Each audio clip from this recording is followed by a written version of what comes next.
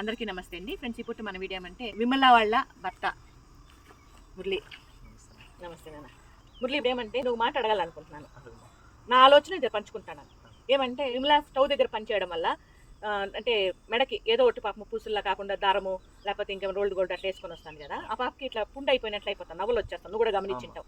దానికన్నా నేనేమనుకున్నానంటే నా బిడ్డగా భావించి ఆ పాపకి కొన్ని గోల్డ్ పూసులు అంటే ఒక 2 గ్రాముల పూసులు తీసిద్దామని నేను అనుకున్నా. కాకపోతే నువ్వేదో ఎగ్జామ్కి ప్రిపేర్ కావాలా హ్యాపన్ అని అనుకుంటున్నావు కదా, దానికి సంబంధించి బుక్స్ కావాలా, ఏదో కోచింగ్కి డబ్బులు కావాలా హ్యాపన్ అని చెప్పి అది కూడా నా చెవులో పడింది. దానికన్నా నీకు ఇప్పుడు ఆ పాప పూసలు తీయించేది ముఖ్యమా, గోల్డ్ కొనిచ్చేది, నీకు బుక్స్ కొనిచ్చేది ముఖ్యమా? నీ ఆలోచన నువ్వు చెప్పు. అమ్మాయి హెల్త్ ముఖ్యం.